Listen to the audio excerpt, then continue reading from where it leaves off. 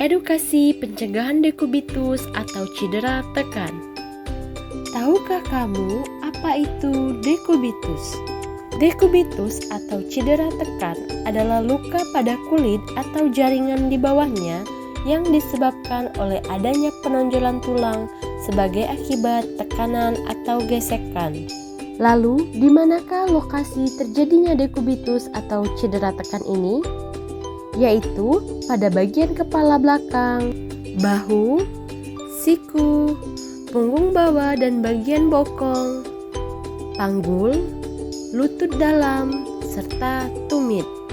Faktor-faktor resiko terkena dekubitus atau cedera tekan ini terbagi atas dua, yaitu faktor intrinsik atau dari dalam, faktor ekstrinsik atau dari luar.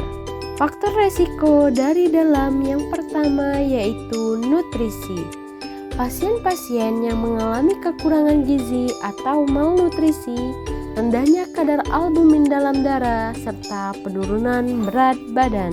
Faktor yang kedua yaitu pasien-pasien yang sudah lanjut usia atau geriatri berisiko tinggi untuk terkena dekubitus. Faktor dari dalam yang ketiga yaitu penyakit kronis.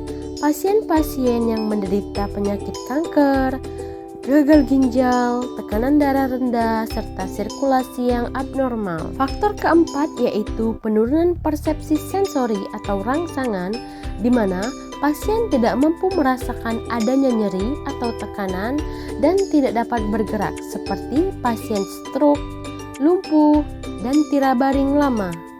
Faktor dari luar yang pertama yaitu mobilisasi dan aktivitas, di mana pasien-pasien tidak mampu melakukan aktivitas fisik dan perpindahan. Faktor dari luar yang kedua yaitu kelembapan. Kulit yang lembab mengakibatkan terjadinya pergesekan atau perobekan. Faktor ketiga yaitu gesekan atau tekanan, di mana gesekan atau tekanan ini antara kulit dan baju atau alas tidur berisiko tinggi menyebabkan luka dekubitus. Faktor dari luar yang terakhir adalah merokok, di mana zat nikotin dalam rokok dapat menurunkan aliran darah dan menyebabkan kematian jaringan kulit yang tertekan. Lalu, apa dampak dari dekubitus atau cedera tekan ini? Secara klinis, dampak ekstrim dari luka dekubitus atau cedera tekan ini adalah pasien meninggal dunia akibat dari komplikasi dekubitus seperti sepsis. Secara ekonomi tentu, pengeluaran dana yang tidak sedikit untuk penanganan dan pengobatannya.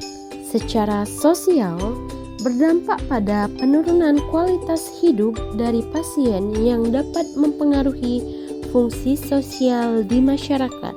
Secara psikologis, berdampak pada perasaan tidak percaya diri sampai dengan depresi. Lalu, bagaimanakah pencegahan dekubitus ini? Pencegahan dekubitus ini terdiri dari 6, yaitu merupakan akronim dari MOVE IT. Yang pertama, mobilisasi atau perpindahan posisi. Yang kedua, observasi kulit. Yang ketiga, device atau dukungan permukaan. Yang keempat, edukasi. Yang kelima, intake atau pemenuhan nutrisi. Yang keenam, treatment atau perawatan. Yang pertama adalah mobilisasi atau perpindahan posisi, di mana kita melakukan posisi miring kanan dan miring kiri setiap 2 jam sekali secara bergantian. Ini dilakukan untuk mengurangi tekanan sehingga dapat mencegah terjadinya dekubitus. Yang kedua yaitu observasi kulit, di mana kita melihat apakah ada tanda-tanda luka seperti kemerahan, lalu menjaga kebersihan dan kelembaban dengan segera mengganti diapers bila pasien buang air besar dan buang air kecil. Memberikan pelembab seperti body butter, minyak VCO atau minyak kelapa, minyak zaitun dilakukan secara merata di area yang beresiko.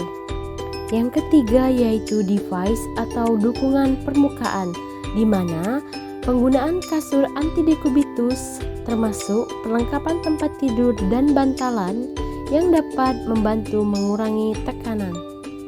Pencegahan selanjutnya yaitu edukasi. Pendidikan kesehatan kepada keluarga dilakukan secara komprehensif dan keluarga berperan aktif dalam perawatan pasien, di mana kita melakukan pencegahan dekubitus atau cedera tekan ini. Yang kelima yaitu intake atau pemenuhan nutrisi, di mana pemenuhan nutrisi yang tidak mencukupi merupakan faktor dari dalam terjadinya dekubitus. Konsultasikan segera dengan dokter spesialis gizi dan nutrisionis terkait pemenuhan nutrisi. Pencegahan terakhir adalah treatment atau perawatan, di mana kita berkolaborasi dengan dokter dan perawat spesialis luka cedera tekan terkait dengan perawatan selanjutnya, seperti mengganti balutan secara berkala agar luka tidak terinfeksi. Sekian, semoga bermanfaat dan terima kasih.